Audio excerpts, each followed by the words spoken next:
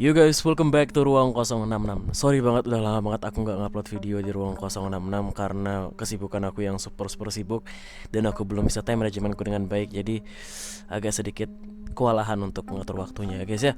Oke, so malam ini aku akan bercerita tentang sebuah kasus guys. Kalian tahu nggak kasus ini? Kasus ini tuh dilatar belakangi dengan kondisi lingkungan hidup seseorang. Lingkungan hidup orang di kasus ini dan orang-orang terdekatnya itu udah benar-benar gila coy.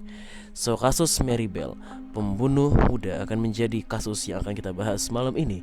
Pintu ditutup, cerita dimulai. Let's go.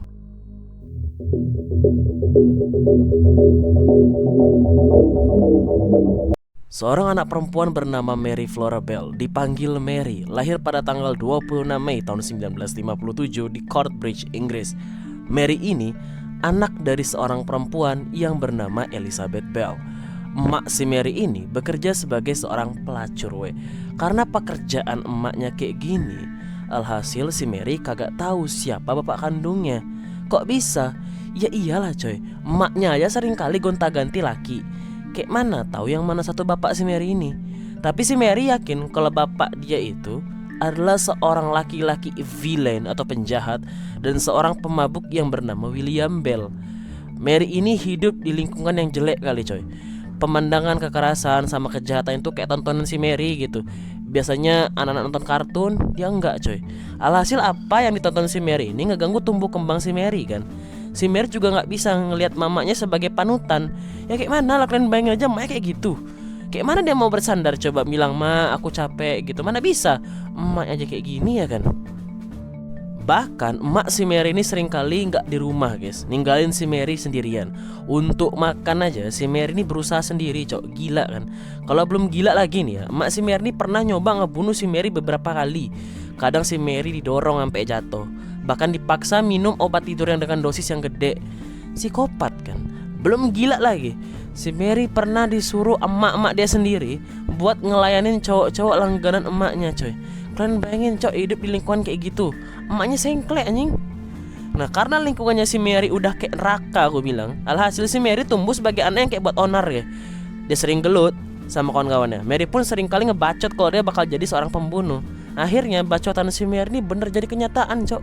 Dia bener-bener jadi seorang pembunuh. Nah sekarang kita masuk ke kasusnya si Mary ini ya cok. Let's go.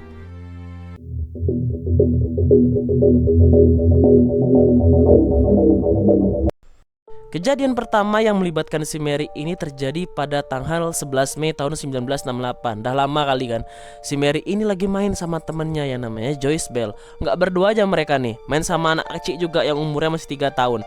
Lagian lucu kan main sama 3 tahun gitu. Pas lagi main, si bocil 3 tahun ini jatuh, modar cok. Alhasil si Mary sama kawannya ini diinterogasi kan. Nah ternyata kejadian modarnya si anak ini dianggap sebagai ketidaksengajaan dan si Mary sama kawannya bebas lah. Itu kejadian pertama. Kejadian kedua, si Mary ini dilaporin sama emak-emak karena si Mary ini nyerang dan nyekek anak si ibu ini. Si Mary dilaporin, alhasil dipanggil lah sama polisi coy. Belum ditangkap tapi dia nih, cuma dinasehatin bebas lagi dia. Enggak kapok-kapok si Mary Bell ini, cuma jarak beberapa hari dia nyekek anak lain yang masih umur 4 tahun tapi sampai mati cok. Nama anaknya Martin Brown, cuma dia belum ketahuan nih guys. Dah ngebunuh satu orang. Nah belum stop juga si Mary Bell ini. Selanjutnya seorang anak yang bernama Brian Howe hilang coy, dan gak balik-balik ke rumahnya. Ketika polisi melakukan penyelidikan di mana si Brian ini, polisi nemuin si Brian udah gone, udah modar di bawah tumpukan beton. Dan lebih ngeri lagi, di badannya si Brian ini ada sayatan di perut dan kakinya coy. Setelah dianalisa sama polisi, menduga luka-luka di tubuh si Brian ini dilakukan oleh anak-anak coy. Dan akhirnya polisi melakukan penyelidikan kepada anak-anak di daerah tersebut. Pada saat penginterogasian ini, langsunglah polisi naruh curiga yang gede ke si Mary sama kawannya si Norma. Karena orang dua ini ketika diinterogasi, si Mary sama si Norma ini ditanyain lah di mana kalian waktu kejadian. Si Mary jawab A, si Norma jawab B. Ditambah lagi kesaksian orang-orang di sana bilang si Mary ini tingkah lakunya kasar. Ya makinlah polisi curiga. Akhirnya bukti-bukti yang ada ngebuat si Mary sama si Norma ini ketahuan biang keroknya coy. Dan polisi juga berhasil mengusut kasus kematian si Martin, korban pertama si Mary yang tadi gak ketahuan. Dah ketahuan, masyarakat sana gempar lah, cok, geger di sana. Orang sana terkejut, kok bisa anak semuda ini perempuan itu ngelakuin tindakan super gila kayak gini. Dan kalian tahu emak dia si Elizabeth juga gila, cok. Kasus anaknya ini dijadiin sama dia sebagai tempat untuk sandiwara. Dia bercerita tentang ABCD-nya kehidupan si Mary dengan iming-iming imbalan uang dari wartawan. Gila kan? Emaknya nggak sadar anjing anaknya kayak gini juga gara-gara dia. Sengklek emang. Nah, mengenai Mary sendiri, pakar kejiwaan yang memeriksa si Mary menyimpulkan kalau si Mary ini menunjukkan gejala-gejala psikopat. Jika Mary dibiarin aja bebas gitu karena dianggap belum cukup umur, dikhawatirkan si Mary ini bakal mengulangi tindakan serupa ke anak-anak lain. Atas pertimbangan tersebut, si Mary dan si Norma diadili pada bulan Desember tahun 1968. Mary dinyatakan bersalah dan dijatuhi hukuman penjara, tapi si Norma bebas, coy.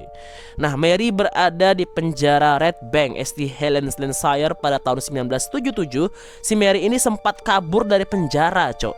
Tapi dia berhasil ditangkap dan kemudian si Mary ini melanjutkan masa hukumannya dengan pengawasan yang lebih ketat. Bisa pula kau kabur ya, Mary? Hebat kau rupanya. Mary menjalani hukuman penjara hingga tahun 1980. Ketika dibebasin, si Mary memutuskan untuk mengganti identitasnya agar bisa melanjutkan hidupnya dengan normal. Awalnya bisa nih si Mary hidup normal, aman damai. Bahkan pada tahun 1984 si Mary ini melahirkan seorang anak perempuan. Meski nggak tahu siapa bapak anak ini, nggak tahu laki si Mary siapa. Namun kehidupan normal si Mary ini nggak bertahan lama, coy. Karena pada tahun 1998 identitas baru si Mary ini terbongkar sama wartawan. Saat itu Mary diketahui tinggal di daerah pantai selatan Inggris. Khawatir kalau dirinya sama anaknya ini bakal diusik oleh warga sekitar, Mary dan anaknya kemudian pindah ke tempat baru yang dirahasiakan dengan pengawalan polisi. Mary nggak mau hidup dia sama putrinya ini terus-terus dibayangin oleh masa lalu. Maka ia pun membawa kasus ini ke pengadilan dan meminta perlindungan hukum supaya mereka bisa hidup dengan identitas baru tanpa gangguan. Permohonan Mary akhirnya dikabulkan pada tahun 2003. Sejak saat itu, Mary dan putrinya bisa hidup dengan identitas baru tanpa khawatir masa lalunya akan terbongkar lagi. Kini, kasus Mary Bell dikenal sebagai contoh bagaimana seseorang yang dibesarkan dalam suasana penuh kekerasan bisa tumbuh menjadi sosok monster yang keras bahkan sejak usia belia. Lingkungan memang sangat berpengaruh, guys. Oke, itu dia cerita tentang Mary Bell. Gimana menurut kalian? Aku pengen denger pendapat kalian di kolom komen. Please komen di bawah. Oke, sampai sini aja dulu untuk cerita kasusnya Mary Bell. Kalau kalian ada informasi lain boleh komen di bawah, atau kalian ada saran please kolom komen. Oke, sampai jumpa lagi di video berikutnya. Jangan lupa subscribe. See you guys. Bye bye. Good luck.